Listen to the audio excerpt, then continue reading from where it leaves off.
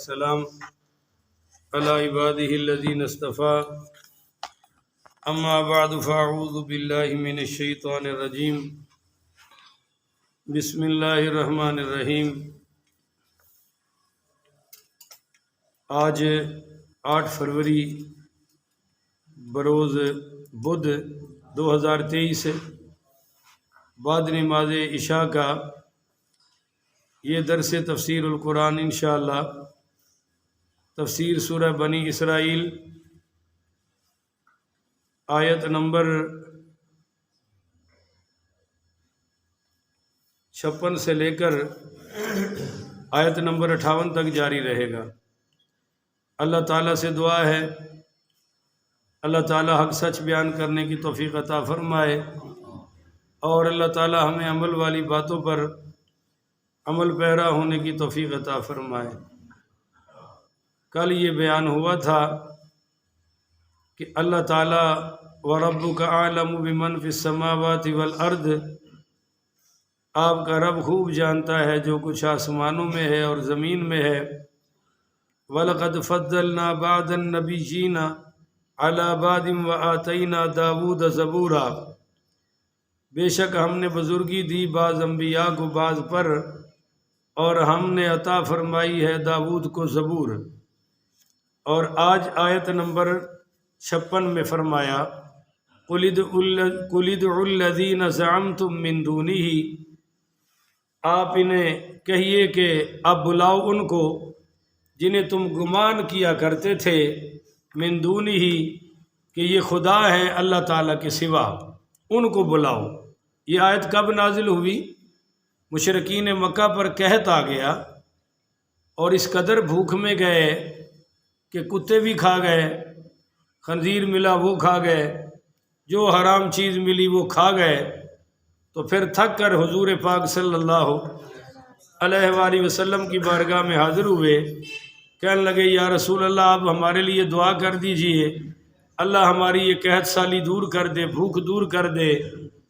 تو اس پر یہ آیت آئی کہ کل اے میرے محبوب آپ ان کو فرما دیجئے کہ ادعوا الذین زعمتم من دونہ، اب انہیں بلاؤ نہ جنہیں تم گمان کیا کرتے تھے کہ یہ خدا ہے معبود ہے من دونہ اللہ کے سوا، فلا یملکون کشف الضر عنکم، وہ تو قدرت نہیں رکھتے کہ تم سے تکلیف کو دور کر دے، وہ تم سے تکلیف دور کرنے کی قدرت رکھتے، ولا تحویلا، اور اس کو بدل بھی نہیں سکتے۔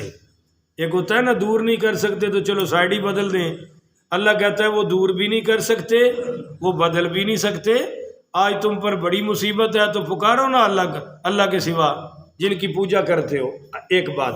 دوسری یہ آیت نمبر 57 میں اللہ نے فرمایا کہ اولئک الذین یدعون، وہ لوگ جنہیں یہ مشرک پکارا کرتے ہیں، یبتغون الی ربہم الوسیلۃ، وہ خود ڈھونڈتے ہیں اپنی رب کی طرف وسیلہ، ایہم اقرب، کہ کون اللہ کا بندہ جو رب کے زیادہ قریب ہے ہمیں بھی وہ رب کا قرب عطا فرما دے یا ہمیں بھی وہ رب کے قریب لے جائے۔ اس کا کیا مطلب ہے؟ وہ عیسائی تو حضرت عیسیٰ کی پوجا کرتے تھے، اللہ کا بیٹا کہہ کر کے یہ بھی اللہ ہے، سیدہ مریم کو معاذ اللہ استغفر اللہ کی بیوی قرار دے دیا۔ یہودیوں نے بھی حضرت عزیر کی کہا کہ اللہ کے بیٹے ہیں معاذ اللہ، اور یہ جنوں کی بھی عبادت کرتے تھے، تو جنوں کی یہ عبادت کرتے تھے وہ خود مسلمان ہو گئے۔ سورہ جن میں آ رہا ہے کہ انہوں نے قرآن سنا اور قرآن سن کر حضور پر ایمان لے آئے۔ اب جن کو یہ پوجتے ہیں وہ مسلمان ہو چکے ہیں اور یہ ان کی پوجا کر رہے ہیں، تو اس پر فرمایا اولئک الذین، یہ لوگ مشرک جن کو یدعون پکارا کرتے ہیں، یبتغون الی ربہم الوسیلۃ، وہ تو خود ڈھونڈتے ہیں اپنے رب کی طرف وسیلہ کہ کون سا بندہ ہے، ایہم اقرب، جو اللہ سے زیادہ قریب ہے۔ ایک بات تو یہ پتہ چل گیا کہ اللہ کے ہاں وسیلہ ڈھونڈنا جائز ہے، اللہ کے قرب کے لیے وسیلہ ڈھونڈنا، وہ وسیلہ نماز بھی ہے، روزہ بھی ہے، حج بھی ہے، زکوٰۃ بھی ہے، کامل مرشد بھی ہے، آپ کا یہ امام بھی وسیلہ ہے جس کے پیچھے آپ کہتے ہیں کہ اللہ اکبر، ساڑی اس امام دے پیچھے پیچھے اس امام دے اللہ اکبر، تو یہ بھی وسیلہ ہے۔ تو پتہ چلا کہ نیک لوگوں کا وسیلہ بالکل جائز ہے۔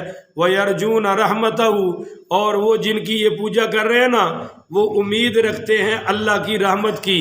وَيَخَافُونَ عَذَابَهُ، اور ڈرتے رہتے ہیں اس کے عذاب سے۔ یہ دو چیزیں انسان کو بیلنس کرتی ہیں، اللہ کی رحمت پہ امید ہو اور اللہ کی پکڑ کا ڈر ہو۔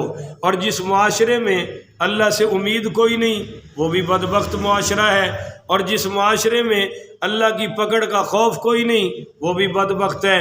تو علماء کہتے ہیں کہ جب تک تم زندگی میں تندرست ہو، صحت مند ہو، عبادت کر رہے ہو، تو اپنے اوپر اللہ کا خوف غالب رکھو، اور جب دنیا سے جانے لگو تو اپنے اوپر اللہ کی رحمت غالب کر لو۔ تو فرمایا جن کی تم پوجا کرتے ہو ان کی وہ تو یہ ہے۔ اور ان عذاب ربک کان محذورا، بے شک آپ کے رب کا عذاب ڈرنے والی چیز ہے۔ رب کے عذاب سے بے ڈر ہونے کی چیز ہے۔ رب کا جو عذاب ہے نا وہ بے ڈر ہونے والا نہیں ہے، اسے ڈرنا ہی چاہیے۔ آگے آخری آیت آج کی، وَإِنَّ مِنْ قَرْيَةٍ، اور کوئی بستی ایسی نہیں ہے، إِلَّا نَحْنُ مُهْلِكُوهَا، مگر ہم اس کو برباد کر دیں گے، اس کو ہلاک کر دیں گے ہر بستی کو، قبل یوم القیامت، قبل یوم القیامت، قیامت سے پہلے۔ بولو جی قیامت سے۔ حضرت عبداللہ ابن مسعود فرماتے ہیں کہ جس قوم میں زنا بڑھ جائے اور جس قوم میں نافرمانیاں بڑھ جائیں، ظلم و ستم بڑھ جائے، اس قوموں پر پھر اللہ کا عذاب آنا شروع ہو جاتا ہے۔ اور چونکہ یہ عبداللہ ابن مسعود کا قول ہے کہ جس قوم میں سود کا لین دین اور زنا بڑھ جائے اس پر پھر اللہ کے عذاب ہی آئیں گے۔ اس قوم کو کوئی بولو بھئی اللہ کے عذاب سے بچا سکتا؟ میرے معزز سامعین، یہ دونوں چیزیں ہمارے ملک میں غالب آ چکی ہیں۔ آج نکاح مشکل ہے، زنا آسان ہے۔ نکاح تو کوئی ایک بیچارہ مرتے مرتے کرتا ہے اور دوسرے کا نام لے سکتا، پھر جس کی بیوی مر جائے وہ کوئی کرنا چاہے اس کو کہتے ہیں تیری کوئی عمر ہے، ہن تیرے دیاں پتر جوان ہو گئے نے، تو شادی کردہ چنگا لگتا ہے؟ یعنی انہوں دسنا ہے کہ تو ہن منہ ہی کالا کر جنہ کر سکنا ہے۔ حلال کا راستہ تجھ پر بند ہو چکا ہے۔ اور سیدنا ابو ہریرہ رضی اللہ تعالی عنہ نے فرمایا اگر مجھے پتہ چل جائے کہ میری زندگی کے 2 دن باقی ہیں میں پھر بھی شادی کر کے مروں گا، کیونکہ اللہ کو شادی شدہ مسلمان پسند ہے۔ پر جا کے دیکھو جناب، بچیوں کے سروں میں سفید بال آ چکے ہیں، شادیاں نہیں ہو رہی، کیونکہ مشکلات ہی اتنی کھڑی کر دی ہیں، کئی برادری کے بت کھڑے کیے ہوئے ہیں۔ پھر آگے چلو برادری میں چلو مل جائے تو وہ ڈاکٹر صاحب ہے تو ڈاکٹر تلاش کر رہی ہے، وہ وکیل صاحب ہے تو وکیل نہیں تلاش کر رہا ہے، وہ تو جی لڑکا جج ہے جج نہیں تلاش کر رہا ہے۔ ایسی مصیبتیں کھڑی کر دی ہیں کہ یہ سب زنا کو آسان کر رہے ہیں۔ زنا کے اب ایک اور بیماری آ گئی ہے جی کہ لڑکی لڑکا پہلے ایک دوسرے کو سمجھ لے، اور وہ یہ کہاں سے لیا ہے؟ یہودیوں اور عیسائیوں سے۔ وہ سمجھتے سمجھتے 4 منیاں ہو جاتی ہیں، سمجھتے سمجھتے ہی، اور پھر وہی منڈے اور وہ کڑیاں جڑیاں نے ماں پیو دی شادی دی انتظامات کر رہے ہوندے نے، یعنی پہلے بچے پیدا کرو پھر بعد میں نکاح کر لو، لیونگ ریلیشن شپ اس میں رہنا ہے جی۔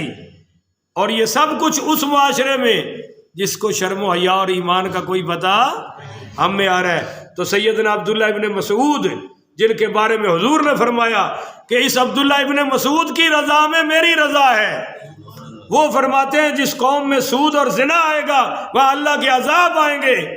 اب دیکھ لیجیے آپ اس ملک کے خدا داد کو جس میں میں اور ہم رہتے ہیں، یہاں کون سا عذاب ہے جو ہم پر نہیں ہے؟ جن کو ہم نے ملاح بنایا تھا وہ بیپاری نکلے، جن کو چوکیدار بنایا تھا وہ چور نکلے، اور جناب معیشت ہماری نیچے۔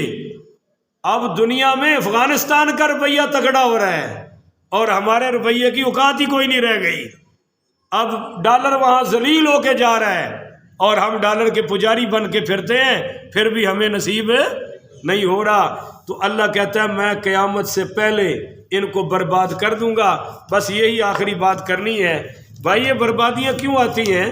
قرآن میں کافی سارے مقامات پر اللہ نے فرمایا سورہ طلاق میں اللہ نے فرمایا وَكَأَيٍّ مِّن قَرْيَةٍ أَتَتْ عَنْ أَمْرِ رَبِّهَا وَرُسُلِهِ فَحَاسَبْنَاهَا حِسَابًا شَدِيدًا، کتنی ہی بستیاں ہیں جنہوں نے اپنے رب اور اس کے رسولوں کے حکموں کی نافرمانی کی تو ہم نے ان کا محاسبہ کیا، ان کو پکڑا اور بڑا سخت پکڑا، اور حساباً شدیدہ انہیں بڑی سخت سزائیں دیں، وعذبناها عذابا نکرا، اور فرمایا کہ انہیں ہم نے ایسے عذابوں میں مبتلا کیا، فذاقت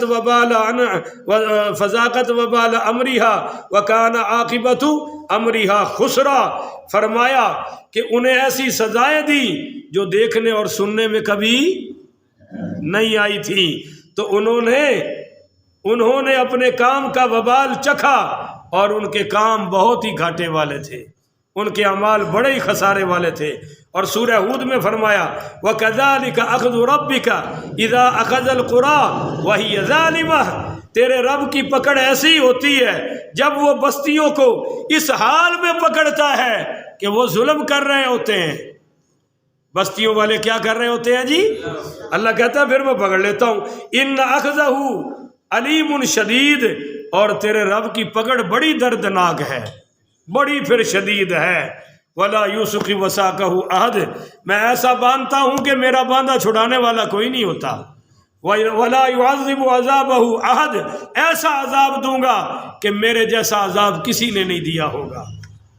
دیکھو بھائی، اللہ کہہ رہا ہے ان من قریۃ الا نحن مہلکوها قبل یوم القیامت، میں تمام بستیوں کو ملیا میٹ کر دوں گا قیامت سے پہلے، او معذبوها، اور اگر تباہ نہ کیا تو عذاب دوں گا عذابا شدیدا، جو بڑا شدید عذاب ہوگا۔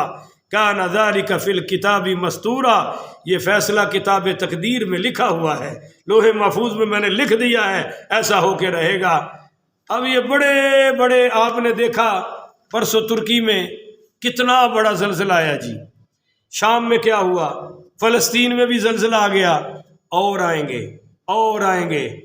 ابھی تو پاکستان کا الارم بھی کھٹک گیا ہے کہ 10-15 دنوں میں بھارت اور پاکستان اور انڈیا میں بھی ایک ایسا زلزلہ آنے والا ہے، مگر آپ دیکھ لو باہر کسی کو کوئی پرواہ نہیں ہے۔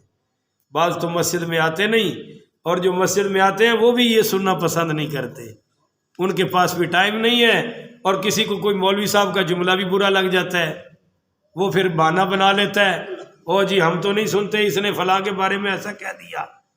چلو بھائی، اللہ تمہیں اس کے ساتھ کھڑا کرے، اللہ ہمیں اس کے ساتھ کھڑا فرمائے، کہہ دو نا آمین ہے۔ کہ اختلاف رائے ہے، جو جملہ آپ کو اچھا نہیں لگتا چھوڑ دیں، اسی کو پکڑیں گے جو اچھا نہیں لگتا، اتنا تکبر ہے، اور جو اچھا لگتا ہے اس کو یاد رکھتے صبح سے پہلے بھول جائیں گے، اور اگر کوئی کنٹروورشل بات ہو جائے اختلافی، اس کو پکڑ لیں گے اور اس کو پھر گلی گلی بتائیں گے بھی صحیح۔ یہ تکبر کا آخری درجہ ہے، یہ ظالم بھی اللہ کی پکڑ میں عنقریب آنے والے ہیں، عنقریب اللہ ان کو ایسا باندھے گا کہ ان کا تماشا انشاءاللہ سارا جہان دیکھے گا۔ اتنا بڑا تکبر، اور وہ بھی اللہ کے دین کے ساتھ، اور ان لوگوں کے ساتھ جو اللہ کا دین بیان کر رہے ہیں کہ چلو کوئی جملہ آپ کو نہیں اچھا لگا تو چھوڑ دو، اس کو اگنور کر دو، نہیں اس کو پکڑ لیں گے اور پھر گلی گلی اس کی کمپین کریں گے۔ ایسا کہہ دیا۔ ابھی پچھلے سال انڈیا کا ایک اداکار مرا دلیپ کمار ہے، تو بعد میں خبر آئی کہ جی وہ مسلمان تھا، تو میں نے مسجد میں کہا بھی ہمیں تو آج پتہ چلا کہ وہ مسلمان ہے، نام اس کا کوئی یوسف خان تھا۔ تو میں نے کہا بھائی اب اس کے ساتھ کیا ہونا ہے رب جانے۔ بولو کون جانے جی؟ مگر اس کی زندگی کی ہم حمایت کر سکتے، بولو تو صحیح نہ کچھ، جو لائف اس نے گزاری ہے ساری عمر فلموں میں، گانوں میں، کنجر خانے میں، ہم اس کی حمایت کر سکتے؟ باقی جہنم جنت اللہ کے قبضے میں ہے، جس کو چاہے دے، جس کو نہ چاہے نہ دے۔ ابھی یہ میرا بیٹا کہہ رہا تھا پرویز مشرف کے بارے میں، گھر بات ہو رہی تھی کہ ایک مفتی صاحب نے کہا ہے کہ ہو سکتا ہے اللہ نے اس کے سارے گناہ معاف کر دی ہو۔ میں نے کہا جی اللہ جو چاہے کر سکتا ہے، پر جو اس نے کیا ہم اس کی حمایت کر سکتے جو مساجد کو شہید کیا اور اپنی کتاب میں لکھا کہ میں امریکہ سے ڈالر لے کے مجاہد گرفتار کرواتا رہا ہوں، عافیہ صدیقی بیچی ہے، ہم ان اعمال کی حمایت کر سکتے؟ باقی ہم نے کب کہا کہ ہم مشرف کو جنت میں داخل نہیں ہونے دیں گے یا ہم اس کو جہنم میں داخل نہیں ہونے دیں گے؟ یہ فیصلہ بولو سارے کس کے پاس ہے؟ ہمیں بھی اللہ اپنی رحمت سے عطا فرمائے، اور اگر وہ اس کا مستحق ہے تو اللہ اس کو بھی عطا فرمائے۔ پر ایک مفتی اور عالم تو بات ظاہر پہ کرتا ہے، حقیقت تو خدا جانے، اندر تو خدا جانے۔ حضرت عمر نے اعلان فرمایا تھا نحن نعلم بالظواہر، ہم جو بھی بات کریں گے ظاہر پر کریں گے، واللہ یتولی السرائر، اور چھپی چیزیں اللہ کے حوالے کر دیں گے۔ تو میرے بھائیوں، تبلیغ سننے کے آداب ہیں، کرنے کے آداب ہیں۔ اللہ فرما رہا ہے کہ قیامت سے پہلے میں ہلاک کر دوں گا۔ میرے نبی نے فرمایا کہ بیت اللہ گرا دیا جائے گا، بیت اللہ، اور آپ نے فرمایا وہ حبشی گرائے گا، اس کی ٹیڑھی پنڈلیاں ہوں گی، اور ایک حدیث میں فرمایا میں اس بدبخت کو دیکھ رہا ہوں، اس کو دیکھ رہا ہوں جس نے بیت اللہ کو گرانا ہے۔ یہ بیت اللہ شہید ہو جائے گا، ایک نشان رہ جائے گا، مدینہ ویران ہو جائے گا۔ حدیث میں ہے صرف پرندے رہ جائیں گے مدینے میں جو اپنی روزی روٹی کی تلاش میں آیا کریں گے۔ ایسا وقت آنے والا ہے، اور بالکل اب تو قریب ہے، قرب قیامت کے سارے آثار نظر آ رہے ہیں ہمیں۔ بڑی بڑی نشانیاں جو قیامت کی آخری ہیں وہ شروع ہو چکی ہیں۔ ان قریب دجال آ جائے گا، حضرت مہدی کا ظہور بھی ہو جائے گا۔ یہ انہیں بھی مطلب نہیں کہ تسی صبح پوچھو بھی دجال کدو آ رہے ہیں، میں نے انہیں فون نہیں آیا، ویسے حالات بتا رہا ہوں، آثار بتا رہا ہوں۔ تو یہ فتنوں کا دور ہے، جتنا ہم اللہ کے قریب آئیں گے، اس قرآن پاک کے قریب آئیں گے، اتنی اللہ ہمیں نجات عطا فرمائے۔ آخر ودعوانا ان الحمدللہ رب العالمین۔